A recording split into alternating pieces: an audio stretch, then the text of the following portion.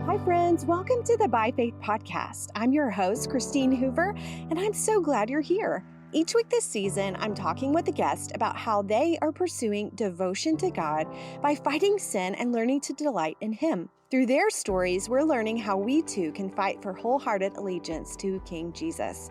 Friends, as you heard me talk about last week, my new book, With All Your Heart, goes right along with this theme. And now is a great time to pre-order the book, because when you pre-order the book and input your purchase information on my website, christinehoover.net, you get an automatic download of the ebook version. That means you can begin reading it right now, today. In addition, you'll get a signed book plate for when your paper copy arrives and a study guide. The book is really meant to be digested and discussed in community, so the study guide will help you and your friends do just that. And guys, if you pre-order before February 10th, you automatically gain access to an online book club that I'll be hosting, where I'll offer insights and mini courses that correspond with the book. Through the book study, I'll be sharing practical ways that you can recognize and root out false allegiances in your life. Those in the online book club get extra pre-order gifts as well, including a secret podcast episode in which I get vulnerable and share my own false allegiances and how I'm fighting for wholehearted devotion to Jesus. So don't wait. Pre-order today and then head over to my website, christinehoover.net, and input your purchase information. This episode was sponsored by the Good Book Company, publishers of Teach Me to Feel by Courtney Reissig. In these honest, personal, and uplifting meditations on 24 selected Psalms, Courtney Reissig looks at emotions we all experience, ranging from shame, anxiety, and anger to gratitude, hope, and joy. For each, she shows how the Psalms give us permission to acknowledge how we feel before God and how they can help us to use those feelings productively and faithfully. Pick up a copy at thegoodbook.com or wherever good books are sold. What do your hands touch within a day? Devices, screens. Handle with Care by Lori Ferguson Wilbur is the book we all need to rightly understand touch and the ministry that it may be to the lives around us. Jesus stretched out his hand and touched the sick, the outcast, the bleeding, and the unclean.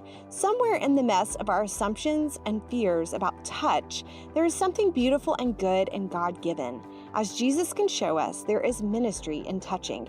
Learn more at handlewithcarebook.com.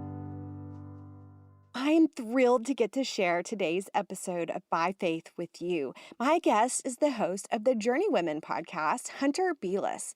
And of course, we had to talk about podcasting together.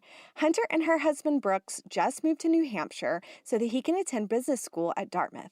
But before that, he was in the military, so Hunter knows a thing or two about transition.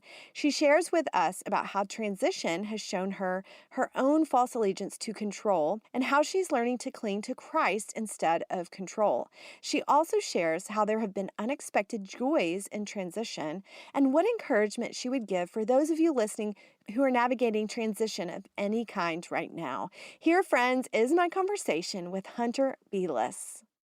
Thanks so much, Hunter, for joining me on my podcast today.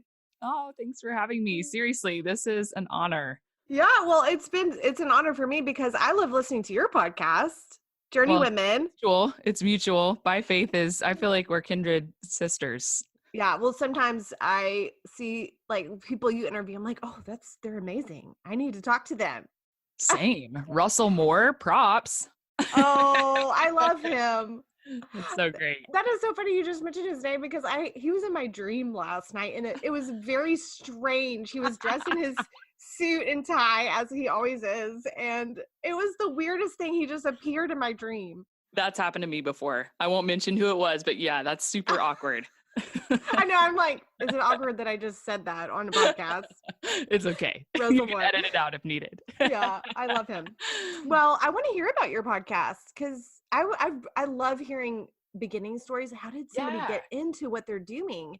So I was actually thinking that too for yours. I was like, man, I should go back, and I didn't have time, but I was intrigued by the beginning of yours as well, because I think just having started one, you're just interested in how that began for other people, especially since it's such a big endeavor. Yeah. So tell us, for anybody who doesn't listen to your podcast, tell us what you're doing, but also I would love to hear how you got started doing this.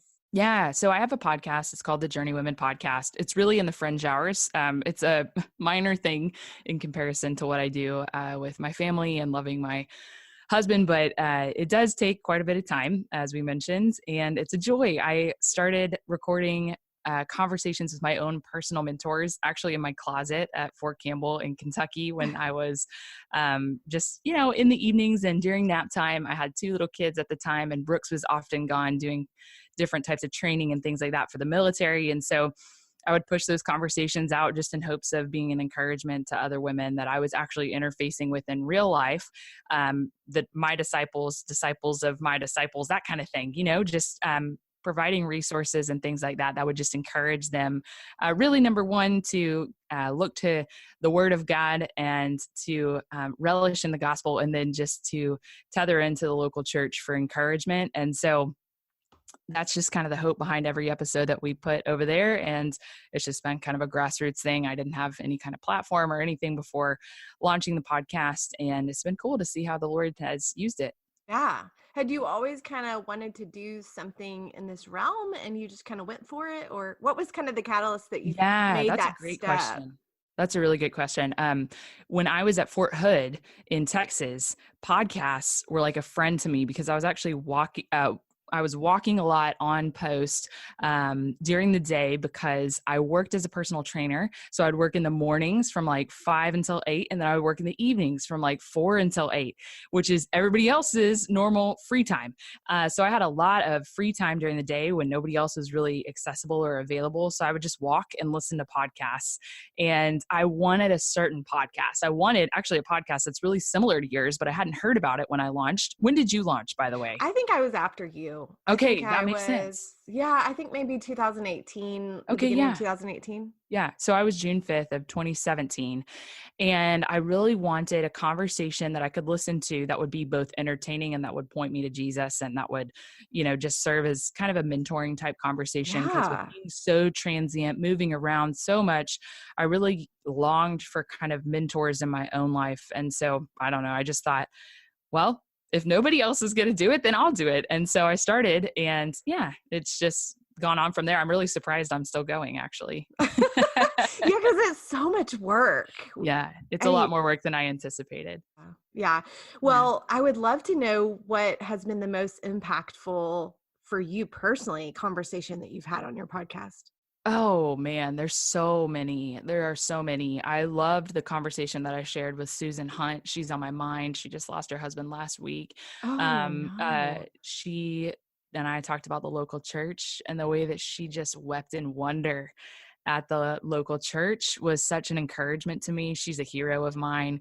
I wish every guest that I had was just of her age and maturity, because she's just the epitome of what, it's like to sit with a mentor. And so it was really an encouraging conversation, but so many of them have impacted me. It's been cool because it's just kind of a growing experience in my own life. And then the overflow is that other people get to kind of capitalize on those moments as well too, which I'm really grateful for. Yeah, I think that might be something that would be surprising to people is as a host, these are conversations that impact me Yes. personally. Sometimes they say something that really sticks with me and I have to think about it. That happened for me just recently where I have been thinking about that conversation and I almost feel like or not almost I know that God put that guest on my mind so that I could have that conversation for Yeah. me. I feel like every episode like that is for me, seriously. Yeah. And then it's amazing how the overlap between what's going on in my actual life and the content that we're releasing is so cohesive.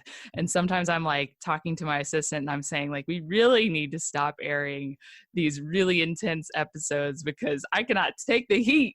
Like, we're doing a Fruit of the Spirit series right now. And I'm like, oh no, I'm being squeezed like none other. Yes. Yeah. Well, keep going. It's great what you're doing. Thank I you. do feel like you bring a lot of the get what you said about mentorship or wanting that. That's what you're Hmm. providing. It's Hmm. very encouraging to women who it's pointing people not just back to you and to your podcast, but to the Hmm. church and to the Hmm. Bible Hmm. and to resources that are going to Hmm. impact them. So I'm so thankful for Thank that. you. Thank you. Do you have a dream guest that you are still wanting to get on? Oh, that's a great question. A lot of people have requested John Piper, and I'm like, I'd be shaking in my boots to talk to Piper, but I'm down for it. That'd be pretty cool. I would be very nervous too. I've been very nervous for a lot of my conversations. Yeah. Oh, well, I hope somehow that happens. He's We'll not see what the listening to Lord this. I has. was about to say if he's listening, but he's not. Let's be honest. Okay, well, I would love for you to introduce your family as well. We just jumped right into your Yeah. podcast, but tell us about your family. Yeah, so I have a 5-year-old Hadley, a 3-year-old. Her name is Davy. She often gets exactly what I get confused, just because her name is a little bit more gender neutral. And then I have a 10-month-old named Bo. My husband Brooks and I have been married for 8 years. He is currently studying at Tuck Business School at Dartmouth after having served in the military for 8 years. So yeah, we've just been journeying all over, traveling all over the U.S. together for the past 8 years. I think this is our 5th big move in 8 years of marriage. So Wow. with Yeah. lots of mini moves in between. So how did you meet Brooks?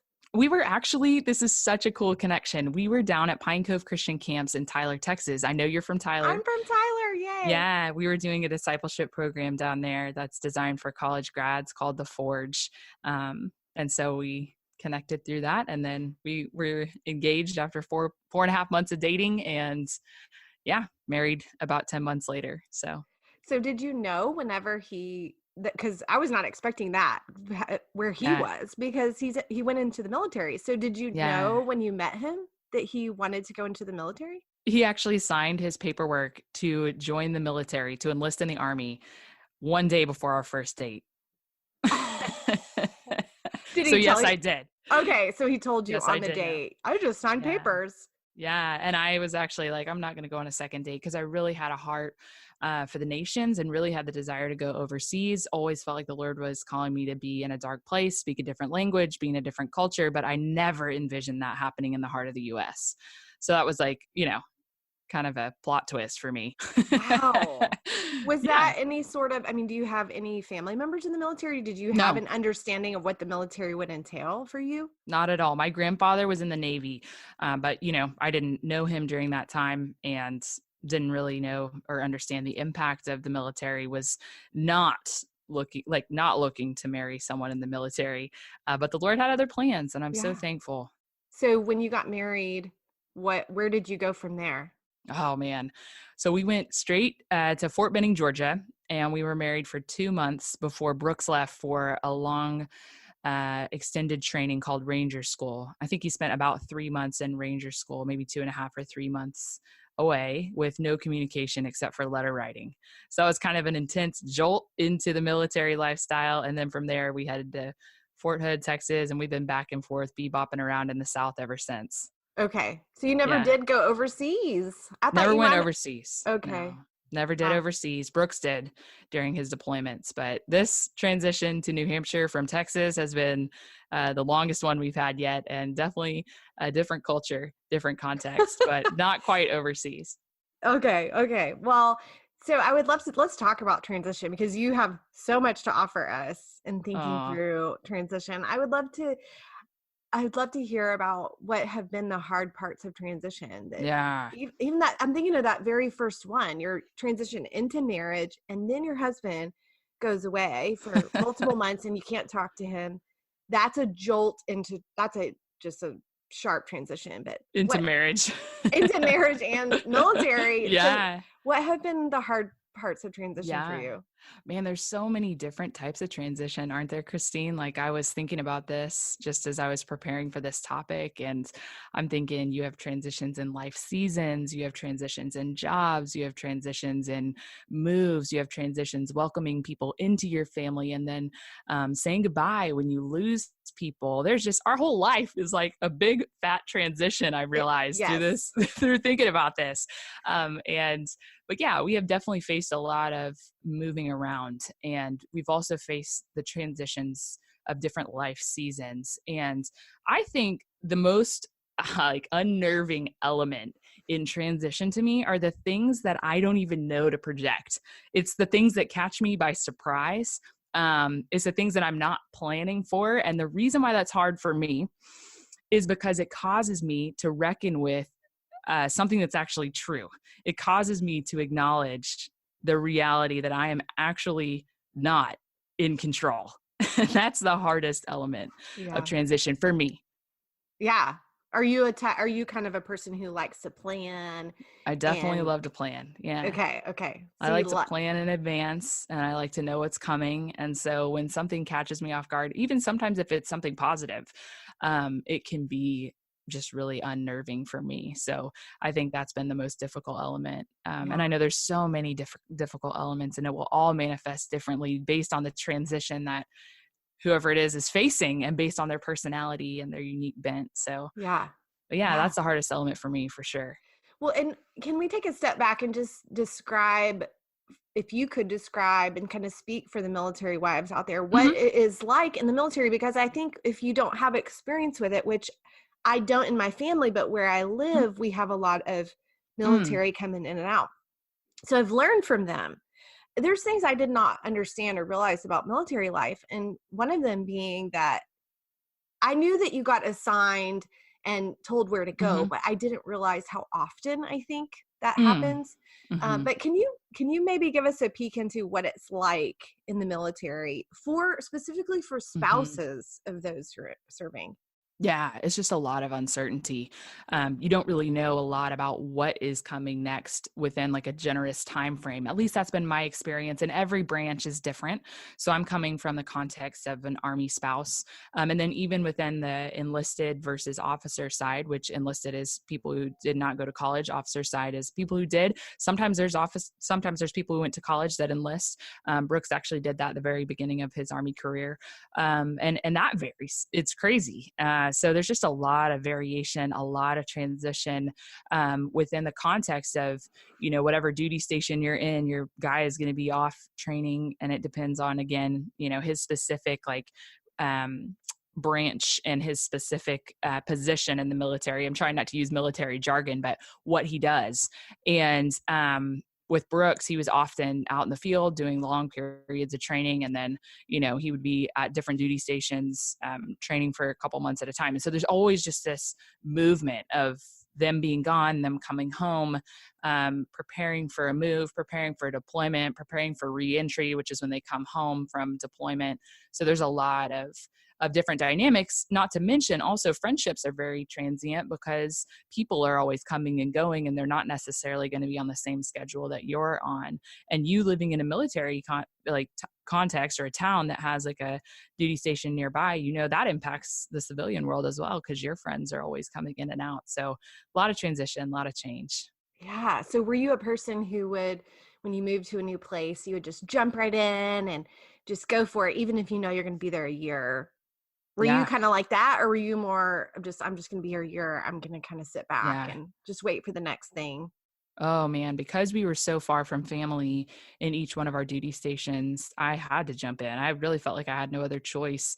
I needed help. I needed community. I needed like both practical help and spiritual encouragement. So that's where I think I really started to become really passionate about the local church because I found such value in plugging into the local church, getting connected with a body of believers, and yeah, that was where I became really passionate about that. Mm. So definitely I'm more of the plug in quickly style. And I would even go so far as to look for churches in advance before ever even moving somewhere. And that might show a little bit of my control element that we talked about earlier.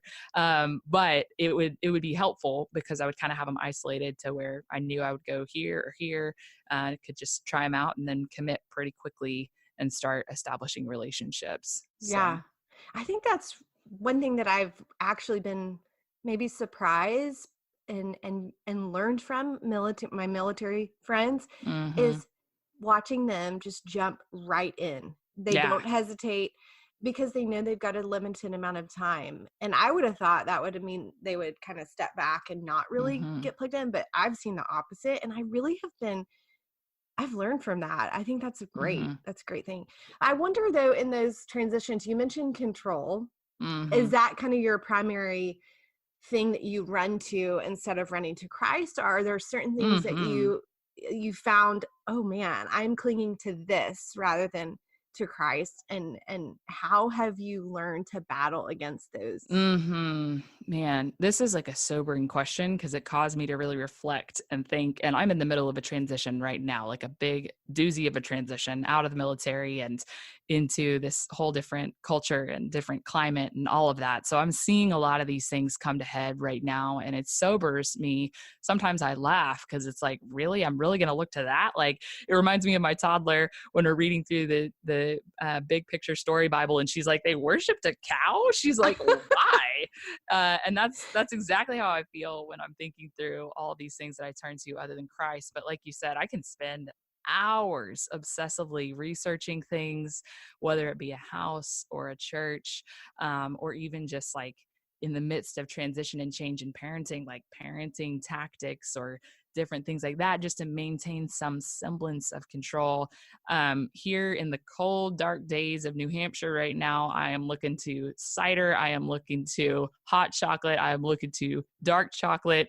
I'm looking to everything that I can, anything chocolate, basically, to make myself feel a little bit more comfortable with the twinge of discomfort just from the cold and the darkness. And I just eat. I'm telling you, it's bad. But then also, when you feel lonely, when you're in the midst of a transition and you haven't really established yourself, you can easily turn to social media, scrolling and searching for some sense of belonging. All these different things that I do. There's so many. I manipulate in relationships with my closest people, my family. I'll start trying to control them by manipulation, because shouldn't I just be able to control my people, like in the midst of all this? And no, it never works. But what do you mean by that? Can you tell us more about what do you mean by manipulation? Yeah, just I have little toddlers right now, and so I've seen myself. It's really been sobering, but in the midst of trying to navigate, like, what are we going to do from the hours of 4 p.m. to 7 p.m. when it's dark outside, that kind of thing.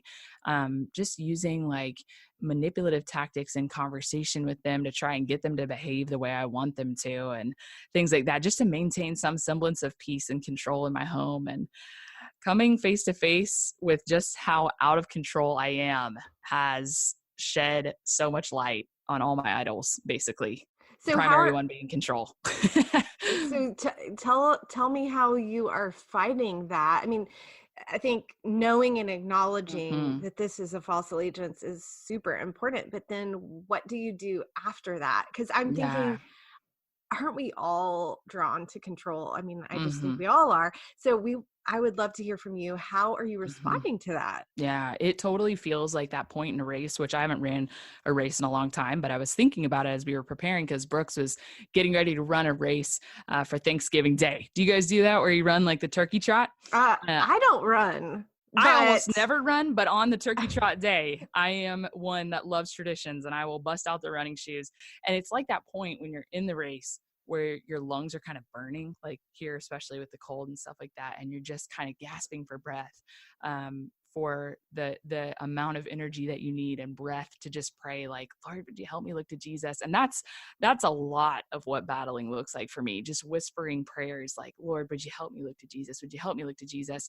And the passage in Hebrews chapter 12 with that race imagery has been such an encouragement to me to cling to Christ in the midst of transition. And I just want to read a little bit, because it'll set us up for what I want to share. But it says, therefore, and this is coming on the heels of, the chapter about all of people of faith, which is such a wonderful chapter of scripture. Highly encourage anyone listening to read this in context. But therefore, because of all this, since we are surrounded by so great a cloud of witnesses, let us also lay aside every weight and sin which clings so closely, and let us run with endurance the race that's set before us, looking to Jesus, the founder and perfecter of our faith, who for the joy that was set before him endured the cross, despising the shame, and is seated at the right hand of the throne of God right now.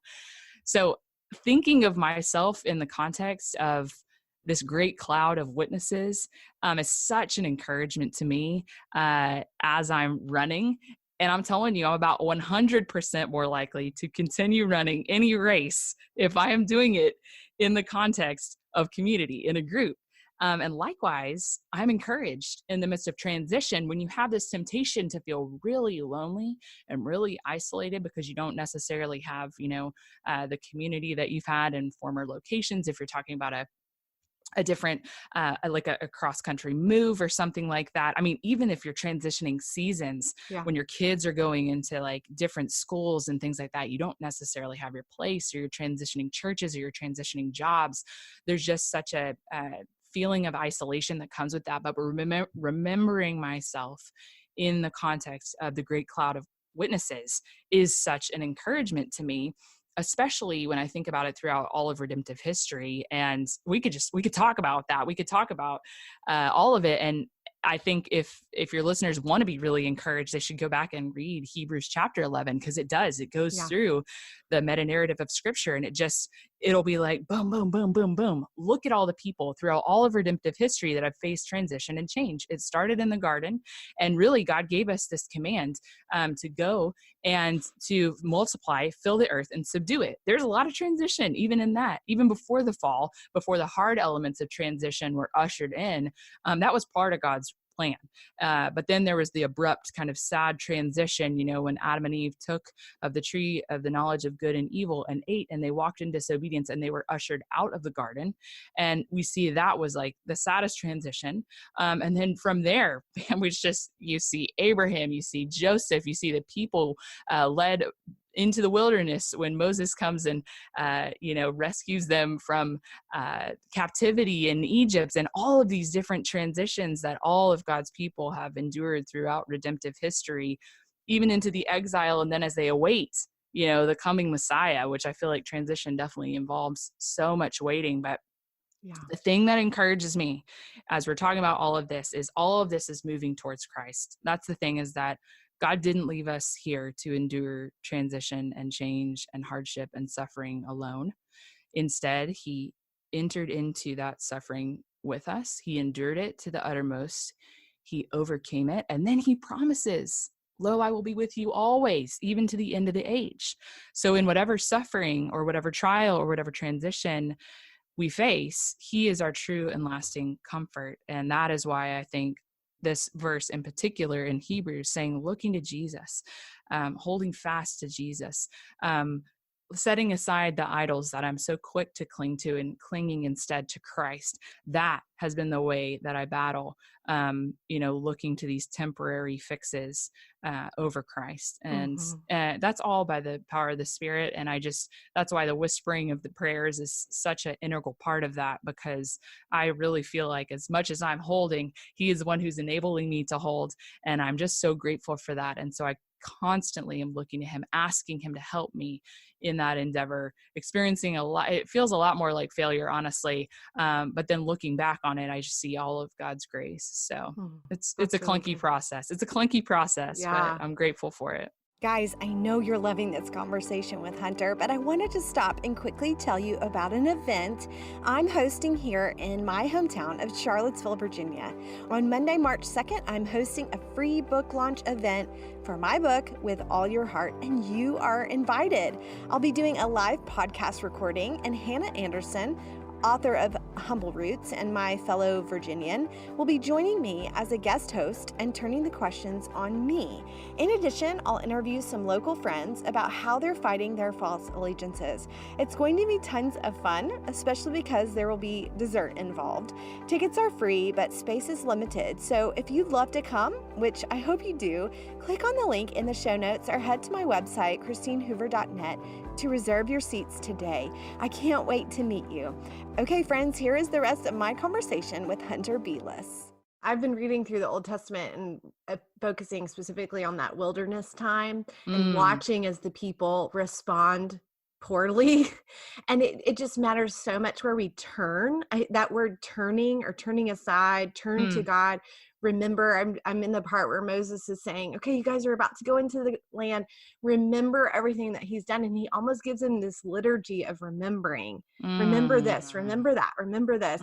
And it's like turning their minds toward God. And so it really is, even like somebody listening might think, well, just a whisper of a prayer, is that really going to do anything? But it is, because you're turning to God and asking him for the help and to keep your Mhm. mind on him.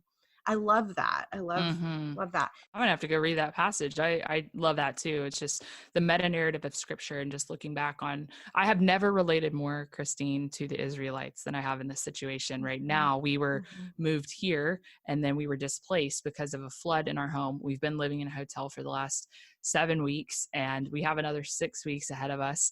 And the Lord's provision has been so evident. We're in a hotel, we've got the breakfast, we got the cleaning lady, I mean, all this. And I'm sitting around thinking, all I wish is, why can't I be in my house? And I felt so much like a wandering Israelite, but I know that the Lord is using these circumstances to get the Egypt out of me in the same way he was getting the Egypt out of Israel in preparation for the promised land. And so that's an encouragement to me in the midst of my transition, looking back on my brothers and sisters in the faith and finding camaraderie there, and also learning from their experience, hopefully a little bit. I love how you said getting the Egypt out of me. That is such a good phrase. It makes me think about home. I mean, I think a lot of this in transition, we just long for this sense of home. And you, Hmm. you literally are longing for a physical home right now, Yeah. because of what you're in. But I don't always think that we understand as Christians that that we are not home. We're looking for Hmm. something that Hmm. is not, we're not meant to have here. We're looking for Egypt. Hmm. We're Hmm. looking either back or ahead. But I would love to know what you've learned through transition, specifically through this actual physical home displacement, about the Christian life and Hmm. this idea of wanting to be settled or to be Hmm. at home. Yeah, I think it's just important to acknowledge that desire is righteous. That desire is not wrong. But like you mentioned, we are not promised that on this side of heaven. And so, man, I can't tell you this. Hebrews has just been such an encouragement to me in all of this. And in the next chapter, I think Hebrews 13, verse 14, it says, for here we have no lasting city, but we seek the city that is to come. And our longings and all of that for stability and for comfort, they should point us toward the future hope that we have in heaven. First Peter talks about, this kind of hope that we have, in an inheritance that is imperishable, undefiled, unfading, kept in heaven for us.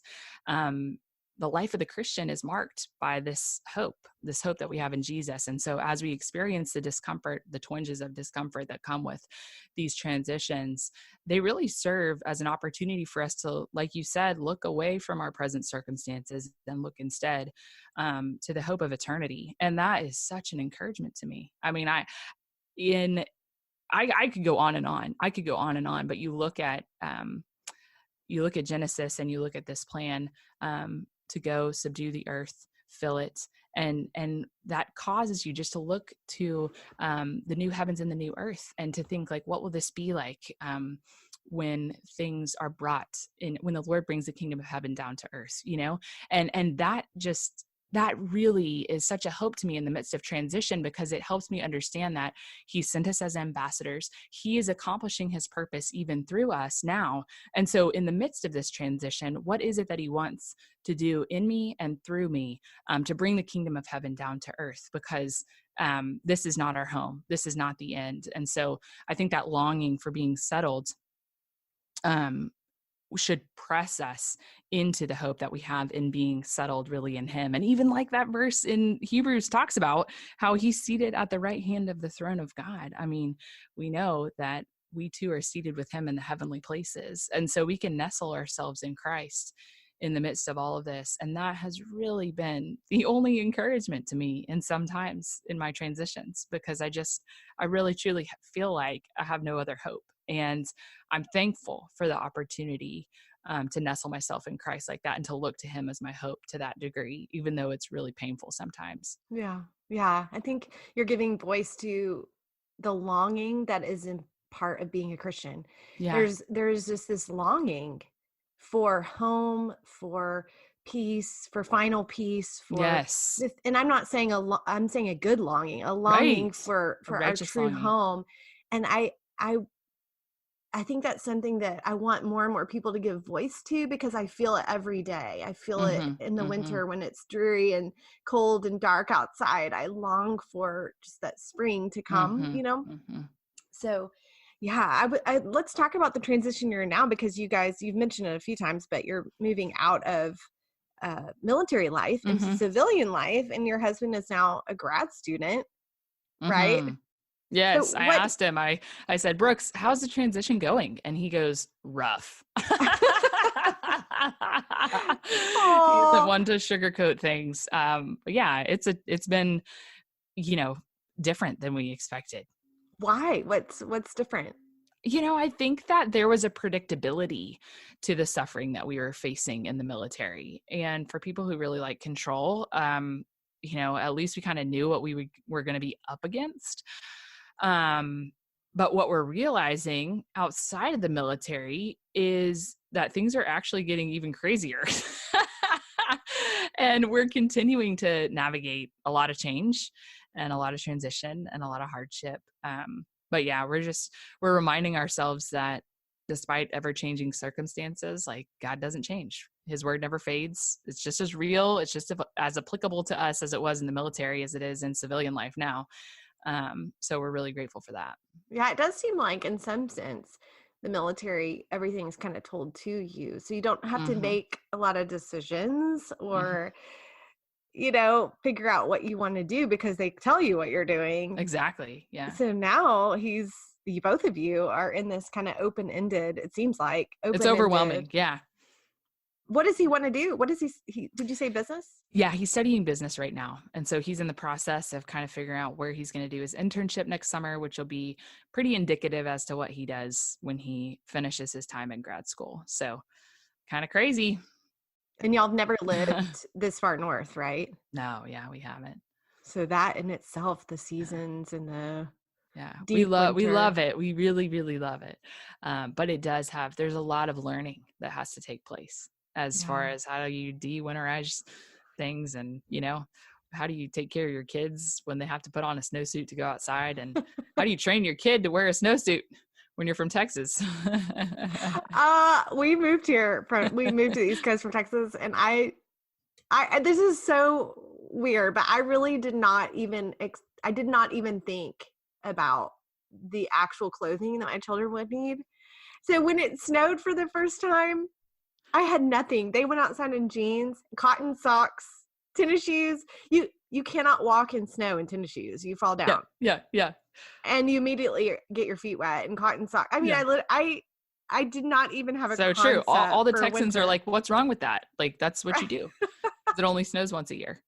Yeah, it was a whole new learning curve for me It just in winter is. alone. But Yeah. well, what have been the joys for you in transition? Because I'm sure there's been some unexpected things that, like, oh, even this flood, you said God is Yeah. using Yeah. to, well, tell us what happened, first of all, in your house. Oh, yeah, we had like a little 1,200 square feet apartment, and the washer dryer unit was on the second floor.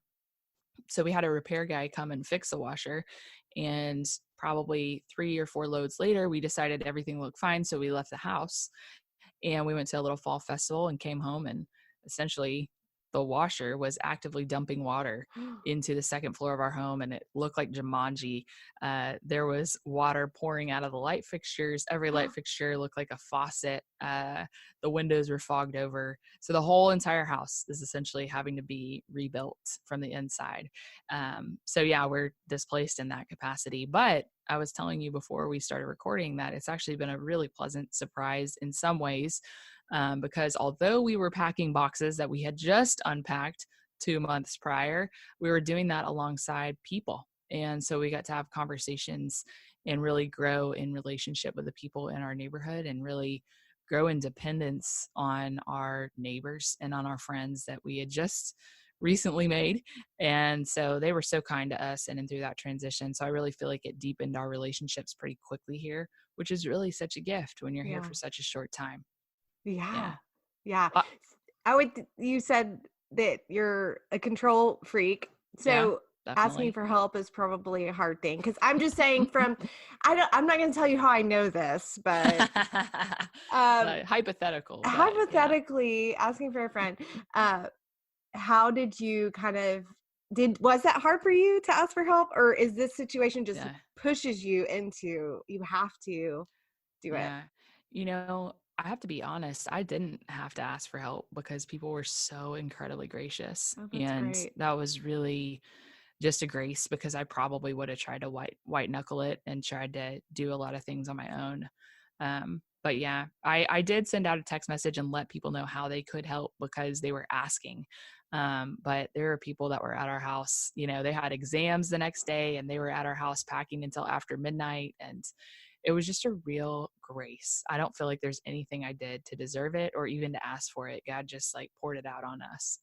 Mm. Yeah. So do you think that that's part of transition too, is acknowledging and looking for those unexpected graces that God is giving you? Yes, definitely. Definitely. Because you can see it.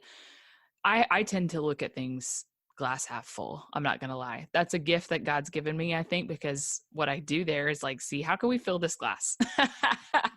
But a lot of times I look at things from a negative perspective, and that's part of my personality. And so I really have to work to see things positively. And so that's something that I've definitely had to ask the Lord to give me eyes to see are what are the graces that you're offering here. And I think a lot about the Israelites, like they had the provision of manna, they had the provision of their sandals not wearing out. There were so many things that we can see outside of that, transition and trial that they were facing, that we recognize and acknowledge. And we're like, well, how could you not have seen? The Lord was so tangibly providing for you. But for someone who struggles with control, that the way that the provision takes place, often you think that you need something that you don't, and the Lord knows what you really need. And so I think just nestling yourself in the doctrine of God's providence and acknowledging like this is from his hands. And we know the Lord's character is that he's good, that he's kind, all of these things, he's gracious. We know that he is using this to discipline us because we are his children and he loves us. And so what is it that the Lord is trying to show me through this situation? And what is it that he is, how is it that he is trying to make me look like his son? How is he, making me more into the image of his son and through this? And when I remember that, then I can see it all as grace, because it's like, really, that's what I want. I love having a home and I love having a place to host, and we're near the holidays. I love having a Christmas tree. But really, I think the Lord knew that making Christ in me is more important than some of the ways that I would like to share him with others. Maybe he wants me to look more like his son, to be more like his son, in my interactions with other people. And so it's a really hard, really painful experience to have your idols stripped away from you and to see more of your sin. But it's such a sweet gift, to get to press into Christ and to know that he is working in our lives, even if it's in ways that we don't expect. Mhm. I like that you're mentioning things that are good. You're saying a Christmas tree and a home that where people can come in. And earlier you mentioned chocolate and things. None of these things are bad. And but sometimes God even removes those things so that we just have him. And Mm-hmm. it shows us maybe we do have a little more attachment that we need to those things. Mm-hmm. Mm-hmm. But sometimes he even strips away good things. It's not always the bad that he's taking Mm-hmm. out. So I think that's important to know that we just it's sometimes even really good things that God may say, you know what, this has been fine for you, but for right Mm-hmm. now, Mm-hmm. I want to remove that so that you can Mm-hmm. see more of me and what I want to do in you. Yeah, and maybe even just loosening our grip on the way that those things present, because actually right now, Christine, this is crazy. We're experiencing kind of the most radical form of hospitality that we've ever experienced, and that we are actually living in someone's house. So we have been in the hotel for the last 7 weeks, and we just recently, right before about a week and a half ago, right before Thanksgiving, moved into our friend's house.